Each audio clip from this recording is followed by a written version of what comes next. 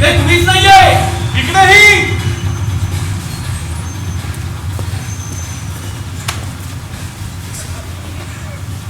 Sir सेनापती, तया पलीकडे काही हालचाल नाही प्रधानजी.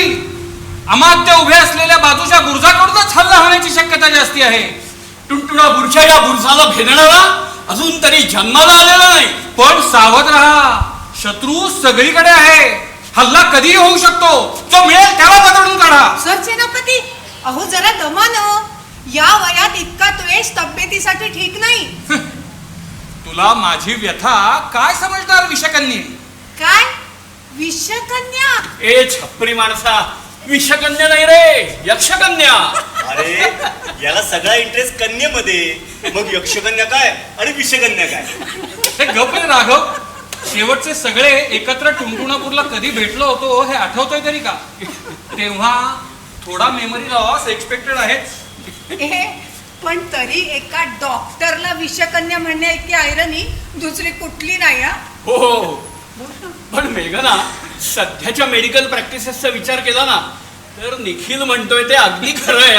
हे सतीश, तू सुद्धा विसरू नको. मी तुझी फॅमिली डॉक्टर आहे आणि मी जे औषध देणार आहे ना तेच तुला घ्यायला लागणार आहे. कळलं का? हे सतीश, बोल रे तू बिंदास. नाहीतरी यांच्या होमिओपॅथीच्या डोसने असं काय फरक पडणार आहे? पण मेघना काही म्हणा, तुझ्या बिझनेस मध्ये प्रॉफिट मार्जिन सॉलिड आहे. त्या साबुदाण्याच्या गळ्यांवर नुसतं गोड पाणी शिंपडायचं आणि विकायचं. ओ हॅलो, पण आम्ही आमच्या पेशंटना काहीतरी देतो. तुम्हा ऍक्टिव्हिस्ट लोकांसारखं नाही. 4 लोक पकडून गोळा करायची आणि फक्त डायलॉग बाजी करायची. नुसतीच हवा. अरे हवा तर हवा, पण त्याची फी तर नाही ना घेत आम्ही कोणाकडनं. मागून बघ, 1 रुपया सुद्धा कोणी देणार नाही. डॉक्टर फाऊल आहे हा. एकदम इतकंही खरं बोलायचं नाही. हो ना, नाहीतर त्याच्या भावना दुखावतात. टॉलरन्स लेवल कमी झाली ना त्याची.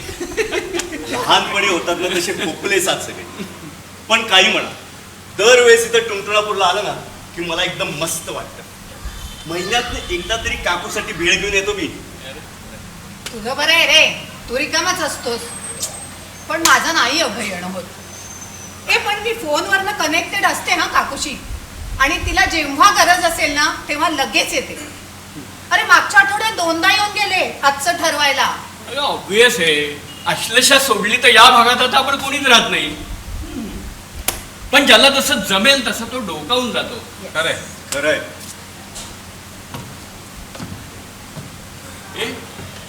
पण काकूने आपलं टुनटुणापूर अगदी मनापासून जपलंय नाही. काकूचं निम्म पेन्शन तर या वाड्याच्या मेंटेनन्स मध्येच जात आहे. आमचाच कॉन्ट्रॅक्टर करतो ना सगळी दुरुस्तीची कामं.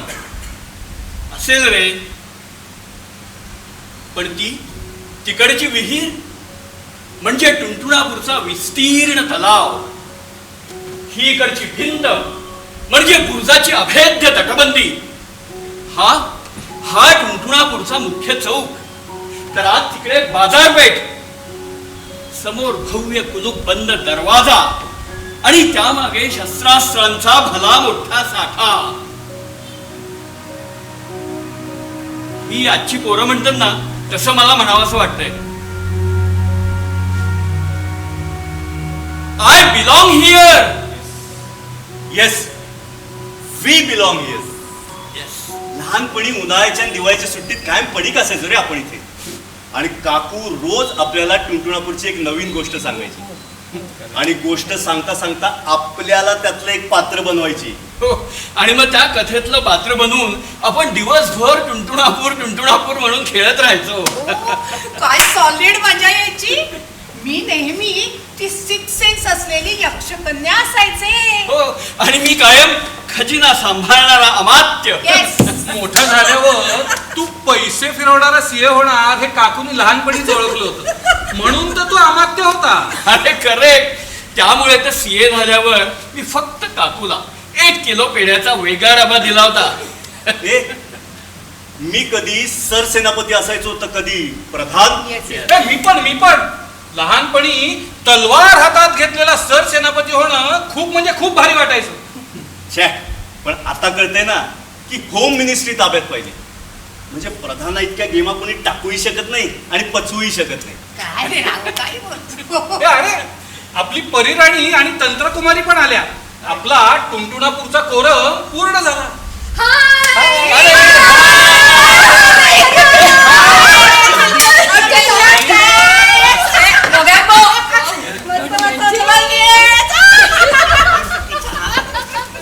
हा फोन मात्र मला घ्यावाच लागेल. आमची कंपनी पुढच्या महिन्यात बंगलो प्लॉटची स्कीम लॉन्च करतेय. आलोच. वा, काय मग तेजश्री, काय म्हणते? मी मस्त. काय म्हणते कॅलिफोर्निया? अगदी आपल्या तुळशी बागेसारखं. तू कशी आहेस? मस्त. ए तेजश्री आश्लेषा, ए वेळेवर येतात नाही का ग तुम्हाला? ए शहाण्या, आम्ही बरोबर 5 वाजता आलो होतो बरं का इथं. अगं पण तेवढ्यात काय गंमत झाली, मालती काकूचा एक जुना विशी ग्रुप मागच्या दरवाजाने डायरेक्ट स्वयंपाकघरात घुसला. त्यांना काय म्हणे तर काकूला सरप्राईज द्यायचं होतं. पण त्यामुळे झालं काय, आपल्यासाठी केलेल्या पोह्यांवर त्या सगळ्यांनी ताव मारला. आणि त्यातल्याच एका काकूंनी इथे मागच्या गल्लीत बरोबर 5:15 वाजता गरम गरम समोसे तळतात, जा घेऊन या असं म्हणून पैसे देत आम्हाला पिटाळलं. ओ आय फॉरगॉट, मी आलेच बरं का हे देऊ. हे आपण पण आज जाऊया. काकू हल्ली व्हीलचेअरवर असते ना, हो. एकटी काय काय करेल? अगं मी विचारलं तिला, ती म्हणाली की तिला सांभाळणारी बाई आणि ती करेल काय, आणि गरज वाटलीच तर सांगेन पण म्हणालीये. जाऊया ना आपण. बस ग बस, बस रे बस.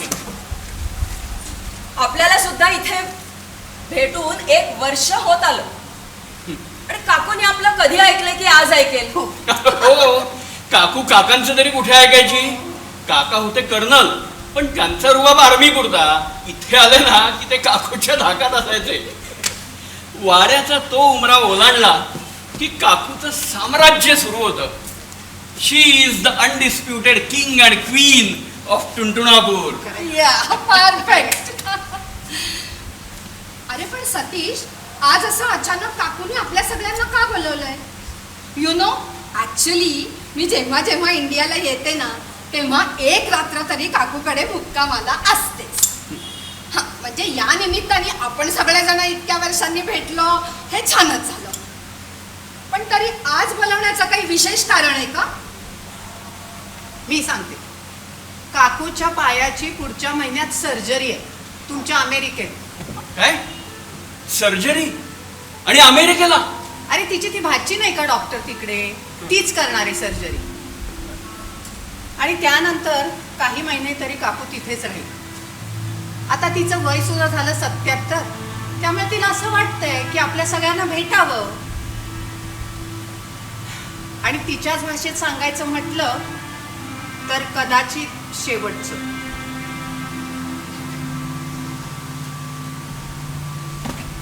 कदाचित शेवटचं? छे, हा निव्वळ काकूच्या मनाचा खेळ आहे.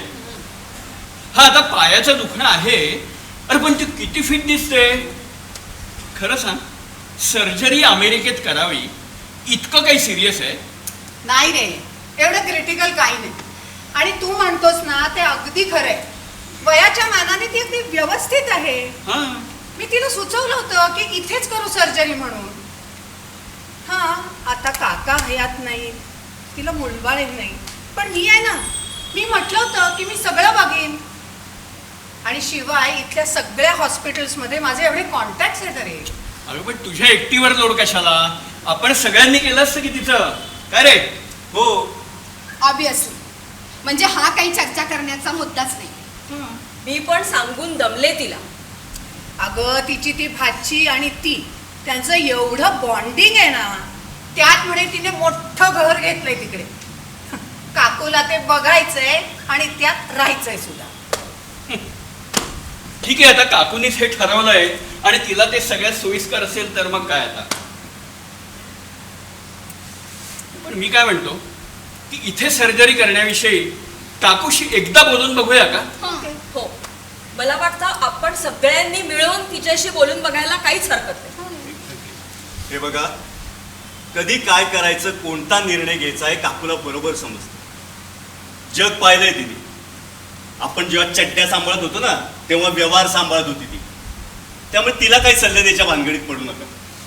ए डावऱ्या, तरी म्हणलं अजून तुझी एक्सपर्ट कॉमेंट कशी नाही आली? आणि हा काय राडा केलास पेपरवर? उगाच शाईन असवू नको. एक तर कुठलंही खोडा तुझ्याच्याने आतापर्यंत पूर्ण सुटलेलं नाहीये. शाळेत असल्यापासून बघते ना मी, काहीतरी लिहायला सुरुवात करतोस आणि मग थोड्या वेळाने गोलगोल गोलगोल काढून ते गिरवत बसतोस. अरे जे काय करतोय ना ते माझ्याच कागदावर करतोय ना, का दुसऱ्याची वही आवडली म्हणून खेचून घेऊन ते करतोय? मग प्रॉब्लेम काय आहे ना प्रॉब्लेम. तुला आठवतंय का, वर्गात तुझ्या शेजारी बसल्यावर तुझ्या या डाव्या हाताच्या लुडबुडीमुळं माझ्या उजव्या हाताला किती त्रास व्हायचा ते? आणि तुझ्या सगळं लक्षात यायचं बरं का, पण तू काहीही ऍडजस्ट करायचं नाहीस. अरे पण मी काय ऍडजस्ट करू? I am leftist by birth. तो तर फार मोठा त्रास आहे आणि आम्हाला सगळ्यांना ते चांगलंच माहिती आहे. काय माहिती? सगळ्यांना काय माहिती? तू काय त्या अमेरिकेत जाऊन फार शहाणी झालीस का? शहाणी झाले नाही, शहाणी होतेच, कारण मी रायती आहे. ओ, म्हणजे तिकडे जाऊन तू दीड शहाणी झालीस. सॉरी सॉरी, नुसती दीड शहाणी नाही, रायटी दीड शहाणी. अरे तुम्ही आता नेहमीसारखे सुरू होऊ नका. मेघना आले काकू? आणि ट्रस्ट मी, तुमच्या या लेफ्टी राईटी असल्यामुळे ना कुठलाही प्रश्न सुटलेला नाहीये आणि सुटणारही नाहीये. कारण तुम्हाला फक्त भांडायचंय. खरंय, कुठल्याही प्रश्नाशी काहीही घेणं देणं नाहीये यांना. नाही तर काय.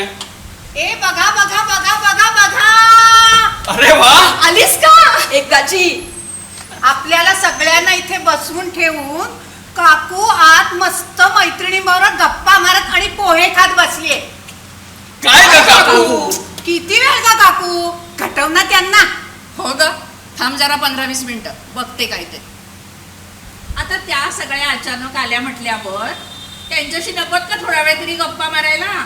खरे आलेल्या लोकांकडं दुर्लक्ष करून मस्त पेपर वाचत बसायला तू काय राघव थोडीच आहेस. का आलेल्या लोकांना you know today I am bit occupied असं ऍक्सेंट मारून कटवायला काय तेजश्री थोडीच आहेस? ए, मी ऍक्सेंट नाहीये मारत, कानाखाली मारते. ए, तू ये ना अशी समोर. हा. मग मी बायबुवा नाही बघत हा. एक डाव्या हाताची दिली ना दातच बाहेर काढतो. ओ, आणि माझ्या कराटेतला ब्लॅक बेल्ट काही खंडीवर टांगून ठेवायला आहे का? तुझा हात माझ्या जवळ पोहोचायच्या प्लॅस्टर मध्ये जातो का नाही बघ. ए गप्पा बसा, किती भांडताय आपापसात? लहान आहात का त्या दोघं? अगं भांडल्याशिवाय ना यांना जेवणच पचत नाही. ए जेवणावरून आठवलं, आपला तो मोगॅम्बो कुठे आहे? अका अजून फोनवरच आहे. सगळेच बंगले आजच विकून येतोय बहुतेक हा. हा निखिल आज का सारखा फोनवर आहे याची मला कल्पना आहे. तो परत आला की त्याला माझा निरोप द्या.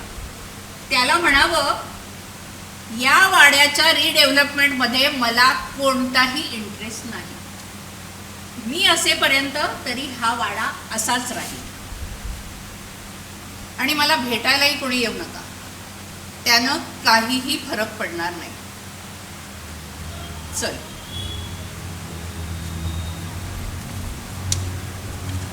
रंगदेवता आणि रसिक प्रेक्षकांना विनम्र अभिवादन करतो. Rotary club of Pune Sawant सहर्ष सादर करीत आहोत टुनटुणा. लेखक व दिग्दर्शक योगेश शेजवळ. टुनटुणा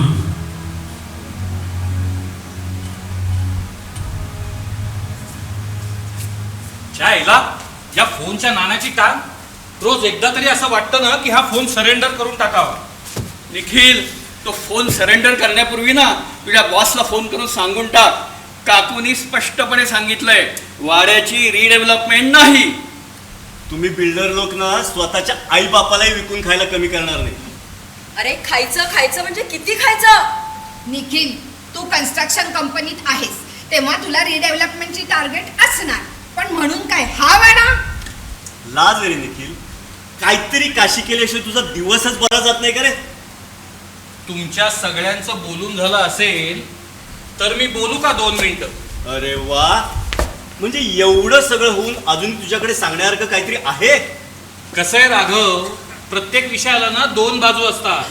पण ती दुसरी बाजू ऐकण्याची, समजून घेण्याची आपली तयारी असते का, हाच खरा प्रश्न असतो. हे उगाच खंडेनं नको, काय ते पटपट सांग. मागच्या आठवड्यात माझं मेघनाशी बोलणं झालं. तिच्याकडनं समजलं की काकू आता वर्षभर अमेरिकेत असणार, म्हणजे हा वाडा पूर्ण बंद असणार. काकूची इथे भाडेकरू ठेवण्याची कधी इच्छा नव्हती. आता काकूच तिकडे गेले म्हटल्यानंतर ती तिची भाची पण इकडे येणार नाही. तेव्हा अशा प्राईम लोकेशनला हे घर बंद ठेवणं आजकालच्या काळात खूप रिस्की झालंय.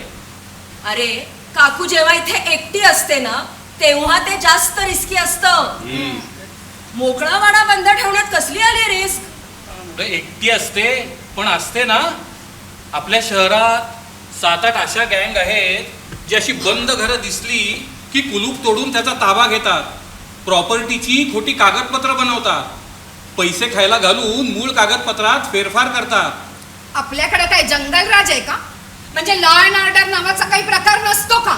असतो ना, पण एकदा का त्याच्या नादी लागला की 10 ते 15 वर्ष लागतात प्रॉपर्टी परत मिळवायला. शी, सगळ्यात नॉनसेन्स आहे ना आपल्याकडे. नाहीतर काय. निखिल, म्हणजे काकू जर तुमच्या म्हणण्याप्रमाणे वागणार असेल तर तू सांगतोयस ती इन्फॉर्मेशन, आणि नसेल वागणार तर प्लॅन, असं काही हिडन मेसेज आहे का? प्लॅनच असता तर तो मी कधीच एक्झिक्यूट केला असता. तुला जो काढायचा आहे तो अर्थ तू काढू शकतो. मला चिखलात दगड मारायची कुठलीच हौस नाहीये. नाही, त्याची गरजच नाहीये रे. पिठासारखा धोंडा जळतो ना चिखलात, मग नवीन दगड कशाला?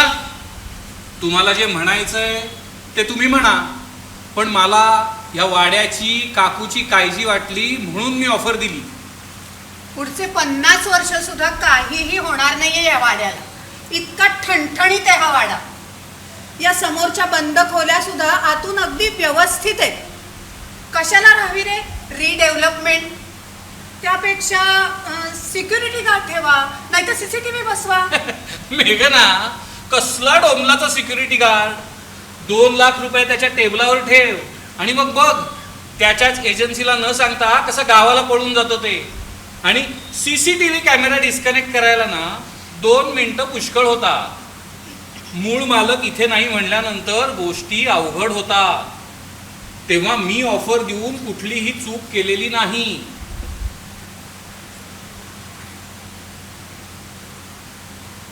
अरे सतीश, आल्यापासनं दर्शन घ्यायचं राहिलंच माझं. आलोच. मला वाटतं निखिलला काहीतरी वाटलं आणि त्यांनी ते काकूला सांगितलं. It's absolutely fine.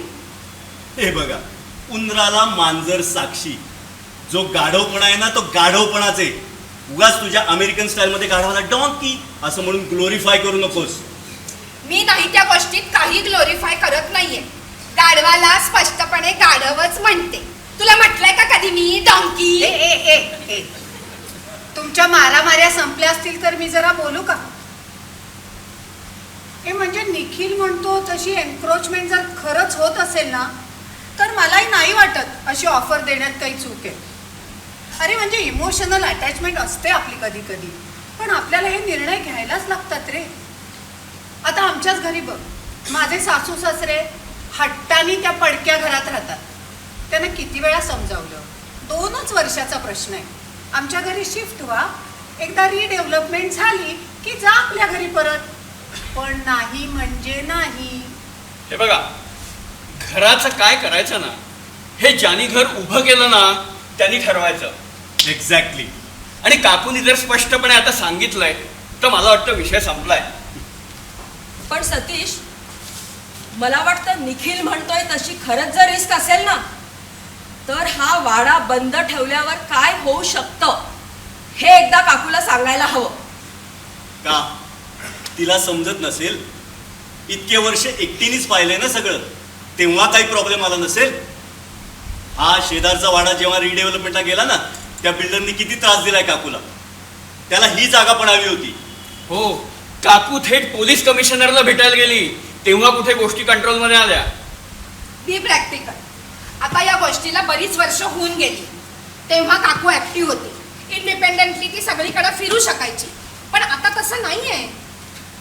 तेजश्री, मला का असं वाटायला लागलं की तुझा इथे काहीतरी इन्व्हेस्टमेंट प्लॅन आहे? मग त्या निखिलच्या कॉन्टॅक्टमध्ये असतेसच तू. त्यांनी काही इन्व्हेस्टमेंट टिप दिली का तुला? नवीन जागेमध्ये स्पेशियस 3 BHK विथ स्विमिंग पूल. तुझा काय प्रॉब्लेम आहे रे? आणि मला इन्व्हेस्टमेंट करायची असेल तर 3 BHK कशाला? 5 BHK डुप्लेक्स विथ स्विमिंग पूल अशी करते ना. म्हणजे मी म्हणतोय ते बरोबर आहे ना? राघव, तू ना प्रत्येकच वेळेस मेंटल सारखा वागतोस. एकही गोष्ट तुझ्या लक्षात राहत नाही आणि जी गोष्ट अस्तित्वात असते ती तुला दिसतच नाही. अश्लेषा, तू याला तोंडावर नाही म्हणालीस ना ते अगदी उत्तम केलंस. आश्लेषा, जरा आत येता का?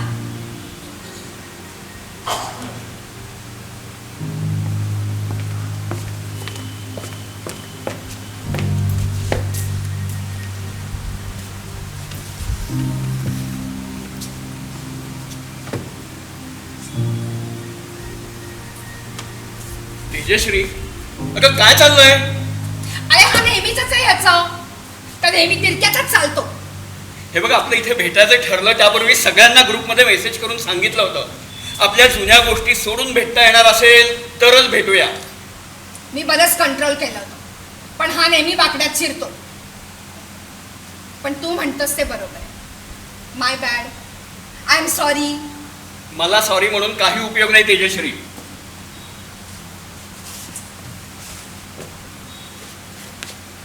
सॉरी.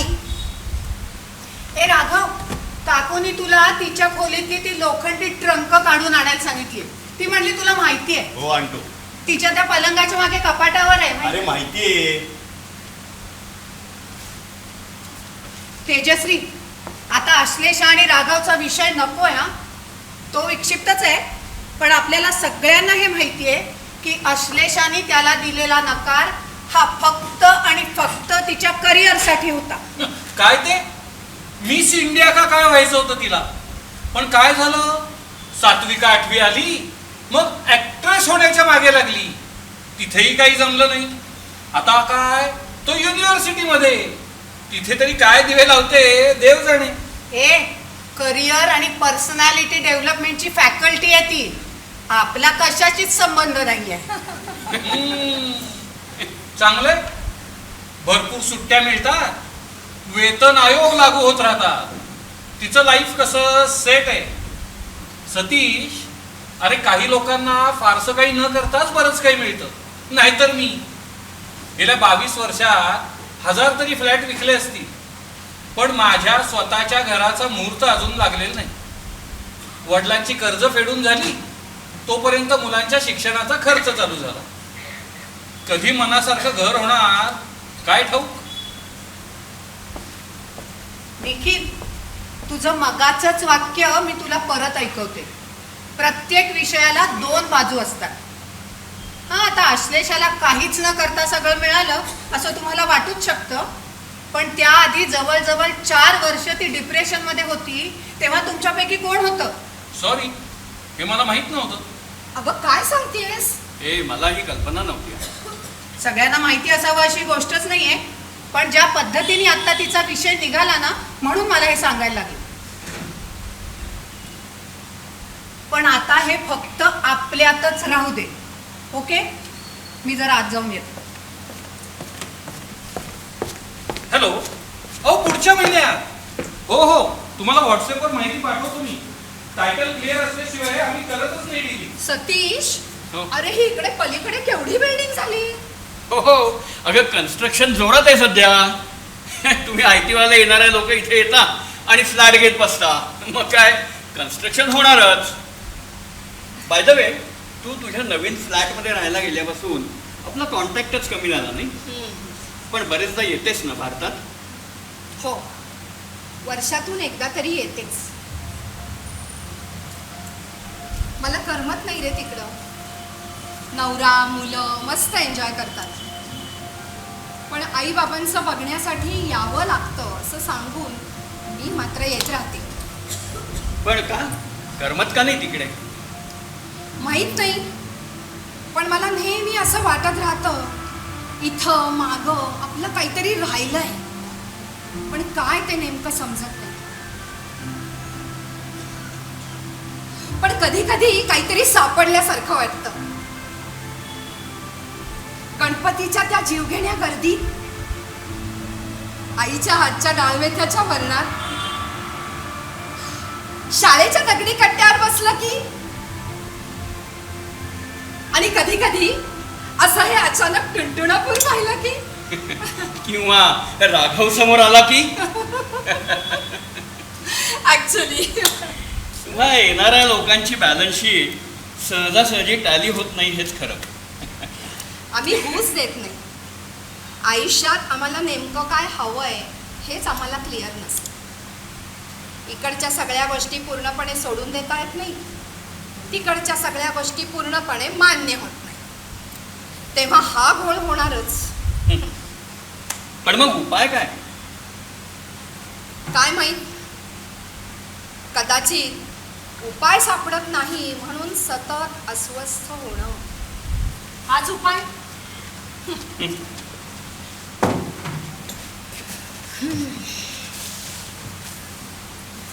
ए तुम्ही सगळे चहा घेणार ना रे? हो. हो. ए आधी काहीतरी खायला. खायला? मग बस अर्धा तास वाट बघत. ए अरे please please please please please please जरा ऐकता का? एक मोठा राडा झालाय. आता काय केलंस? आता माझा बॉस म्हणतोय की अनायसे तू तिथे आहेसच तर मीच येतो काकूला भेटायला. निखिल, आता तू मेलास. तो तुला म्हणणार हा वाडा मला मिळून दे, नाहीतर मी तुझी नोकरी खातो. हे असले लोक आणि त्यांना असलेला प्रॉपर्टीचा चस्का फार वाईट. तसा चस्का कशाचाही वाईटच नाही का? एक मिनिट. मग तुला कसा काय रे चालतो असा चस्का लागलेल्या लोकांचा पैसा? म्हणजे 2 वर्षापूर्वी एका कन्स्ट्रक्शन कंपनीने खूप ऍक्टिव्हली काम करणाऱ्या लोकांसाठी एक स्कॉलरशिप दिली होती. 3 महिने युरोपमध्ये राहून तिथल्या राहणीमानाचा अभ्यास करून स्मार्ट सिटी डेव्हलप करण्यासाठी सजेशन्स द्यायचे, अशा त्या स्कॉलरशिपच्या मागचा फंडा होता. आपले हे सर गेले होते. हो, ती माझी सगळ्यात मोठी चूक होती. मस्त राहून मजा करून आल्यावर जाणवलेली. अरे हो, एका पेपरामध्ये तू रिपोर्टरचं काम करत होतास ना. शहराच्या अनप्लॅन डेव्हलपमेंट बद्दल आणि मेट्रो बद्दल बरंचसं लिहायचास.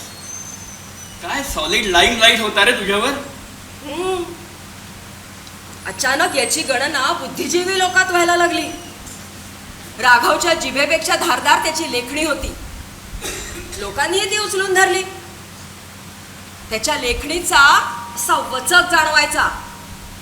ओ, नाव आय गॉट इट. म्हणजे काही लोकांच्या डेव्हलपमेंट प्लॅनसाठी तो थ्रेट वाटायला लागला आणि म्हणून मग त्याला स्कॉलरशिप देऊन गप्प बसवलं, राईट? बाकीच्यांचं ठीक आहे, पण राघव तू कसा काय फसलास? कसं आहे,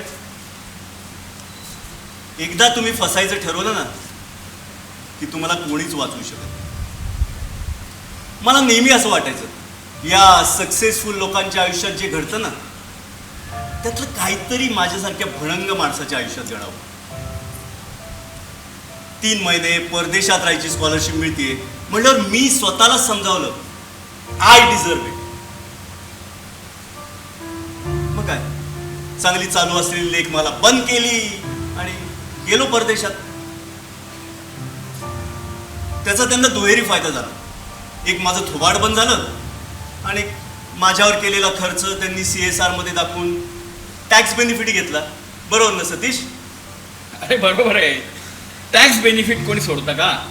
आणि सोडत असतील तर तुम्ही सोडून देता का? अरे करावं लागतं बाबा प्रोफेशनमध्ये. तुम्ही तुमच्या क्लायंटला अभ्यास करून कितीही इन्व्हेस्टमेंटचे मोलाचे सल्ले दिलेत ना तरी शेवटी तुमची ओळख काय? टॅक्स बचानेवाला बंदा. हो ना? करेक्ट. किती वाईट आहे. काही नाही, ह्याचीच एफिशियन्सी कमी पडत असणार. हो का शाण्या? मग तुझ्या एफिशियन्सीमुळे तुमच्या ऑफिसला काय रोज लाइटिंग करतात? अरे 25वीतली पोरं मला तोंडावर सांगतात टॅक्स भरना ही है तो आपको फीस क्यों दे. आपल्या फील्डमध्ये आपण फार भारी झालोय या भ्रमात राहण्यापेक्षा ना रियालिटी माहिती असणं बरं आहे. अर्थात या रियालिटीपेक्षा तुझं रिअल्टीचं करिअर फार भारी आहे बाबा. छे रे, माझं करिअर तर आता संपल्यातच जमाय. आमचा बॉस म्हणजे आमच्या मोठ्या साहेबांचा मुलगा, जेमतेम 30 वर्षाचा आहे. त्याने क्लिअर सांगितलंय, तुम्ही मला किती बिझनेस आणून देता ह्यावर तुमचा परफॉर्मन्स ठरणार. No emotional game. तुम्ही मला ठोक बजाके पैसे मिळवून द्या आणि तुमची सॅलरी घेऊन जा. आमच्या मेडिकल फील्डमध्ये तर सध्या वेगळाच ट्रेंड चालू आहे. लोक आजारी पडले ना की गुगलवर अर्धवट माहिती करून घेतात आणि दवाखान्यात येऊन काय वाटेल ते प्रश्न विचारून अगदी जीव घेतात. मी तर आता दवाखान्यात बोर्ड लावणार आहे, फी नको पण गुगल बाई आवर. अगं परवा तर माझ्या कॉलेजमध्ये एक सॉलिडच किस्सा घडला. माझ्या एका स्टुडंटनी मला खूप म्हणजे खूप इनोसंटली विचारलं, मॅडम माझी मॅनेजमेंट कोट्यातली सीट आहे आणि माझं सगळं पेमेंटही देऊन झालंय, मग आता या तुम्ही दिलेल्या असाइनमेंट्स त्याही मीच करणं एक्सपेक्टेड आहे का कोणी देईल करून? अरे असं म्हणल्यावर एक सणसणीत लाथ घालायची ना त्याला. अरे कुणाला लाथा घालणार, सगळीकडचीच परिस्थिती अवघड आहे. यु नो, आम्ही आता हायरिंगला जातो ना, सगळ्यांचा इंटरेस्ट फक्त पॅकेजमध्ये. बाकीच्यांचं सोडा, पण माझा मोठा मुलगा सुद्धा आता पोस्ट ग्रॅज्युएट झाला. तो पण करिअरच्या बाबतीत बोलताना फक्त पॅकेजच्या भाषेत बोलतो. हे प्रोफेशन बिफेशन सब झूट आहे. सगळीकडे एकच सूत्र आहे, पैसा. आणि हे पैसा पैसा करण्याच्या नादात ना सगळं मेकॅनिकल होऊन जातं. आपल्या प्रोफेशनमध्ये आपलं असं काही शिल्लक आहे असं वाटतच नाही. अगं नोकरी करा किंवा स्वतःचा व्यवसाय, फिलिंग तेच. आणि लोकांची वागणूकही तशीच, व्यवहारापुरती. ते माझे बाबा प्रॅक्टिस करायचे ना तेव्हा असं नव्हतं. हा नेमकं आपल्या वेळीच असं काय झालं की गोष्टी अशा यूज अँड थ्रो लेवलला पोचल्या, देवच जाणे. मला वाटतं आपण कायम सोय बघितली. आपल्याला जे हवं होतं, मनापासून करायचं होतं, त्यात शेवटपर्यंत टिकून राहणं गरजेचं होतं. पण त्यात कुठेतरी आपण कमी पडलो. त्याऐवजी शॉर्टकट निवडत गेलो. कदाचित सगळ्यांनी सोय बघितली नसेलही, पण बऱ्याच जणांनी पाहिली हे नक्की. मात्र त्या प्रकारात हक्कानं आपल्या म्हणाव्यात अशा बऱ्याच गोष्टी निसटल्या. हे तू म्हणतेस? अर्थात मला वाटतं इथे जमलेल्या लोकांमध्ये हे म्हणण्यासाठी सगळ्यात जास्त एलिजिबल मीच आहे, नाही का? अरे माझा बॉस फायनली पोहोचला बरं का इकडे. आणि येताना त्याच्याबरोबर त्यांनी त्याचे 4 बाउन्सर आणले. बाउन्सर कशाला? राघव, आता बघू, जे काय होईल ते होईल. अरे पण हे बघायचं राहिलं ना, या सगळे इकडे तुम्ही.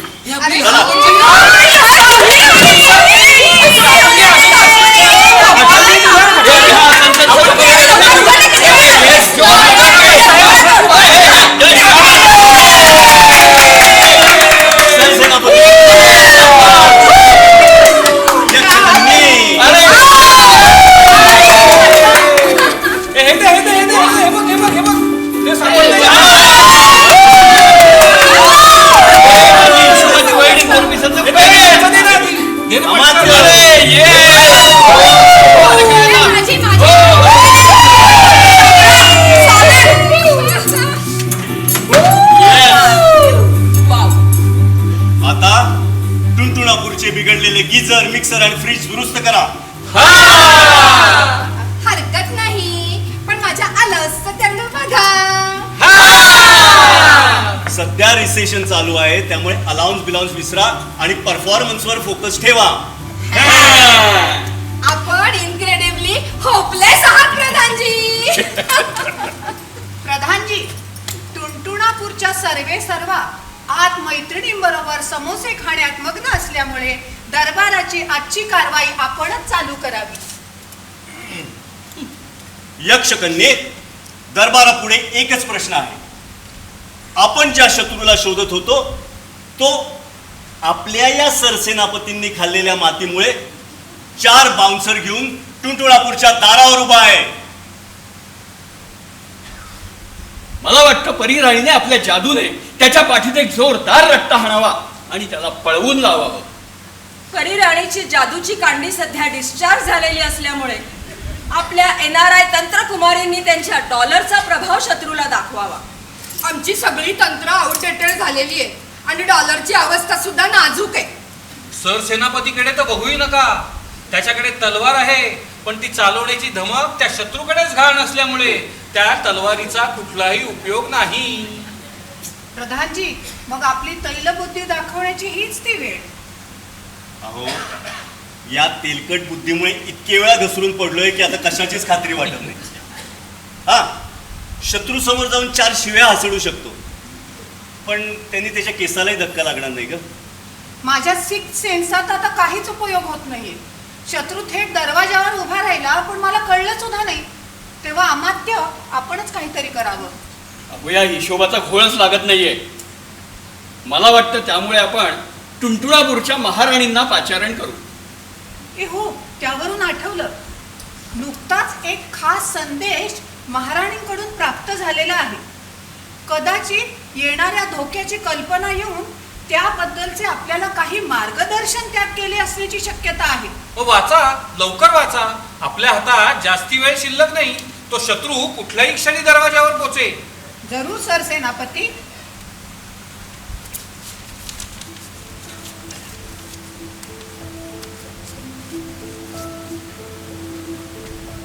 टुंटुणापूरच्या दरबारातील सगळ्या रत्नांना माझा प्रेमळ आशीर्वाद. बऱ्याच दिवसापासून तुम्हा सगळ्यांशी मला बोलायचं होतं, पण काही ना काही कारणाने राहून जात होतो. शिवाय माझी स्मरणशक्ती पूर्वीसारखी साथ देत नसल्यानं तुम्ही समोर आल्यावर मी गोष्टी विसरण्याची शक्यता जास्त होती. म्हणून हा पत्रप्रपंच. गेल्या अनेक वर्षापासून, म्हणजे तुमच्या लहानपणापासून, टुणटुणापूर आणि त्याचं सिंहासन मी माझ्या पूर्ण ताकदीनं सांभाळले.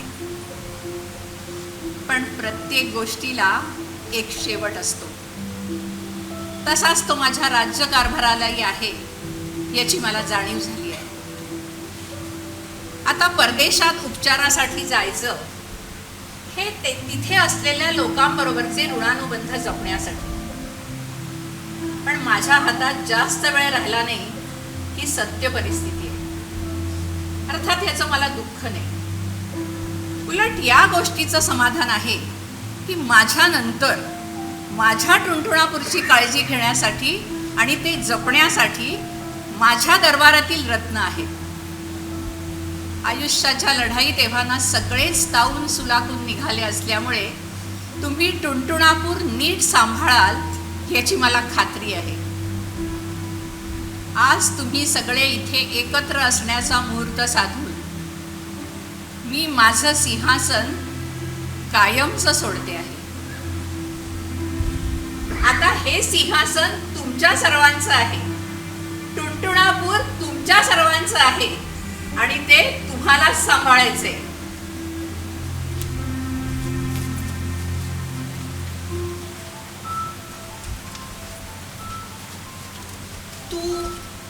तू आत्ता हे जे काही वाचलंस ना, मला काही कळलेलं नाहीये. आज काकूनी आपल्याला इथे का बोलवलंय त्याचं खरं कारण आता मी तुम्हाला सांगते. काकूला हा वाडा एका ट्रस्टच्या माध्यमातून लहान मुलांच्या संस्थेला द्यायचा आहे. आणि तिची अशी इच्छा आहे की आपण 6 जणांनी मिळून हा ट्रस्ट फॉर्म करावा आणि ट्रस्टी बनून या प्रॉपर्टीचा सांभाळ करावा. कागदपत्र पुढच्या आठवड्यात तयार होतील, तेव्हा आपल्याला सहीला जावं लागेल. मेघना, आले काकू? अरे पण हे लहान मुलांच्या संस्थेला आणि एवढा मोठा वाडा. क्रेडिटेबल. Simply great. खरंय. एक काकू आली, काकू आली. काकू आली. काकू आली.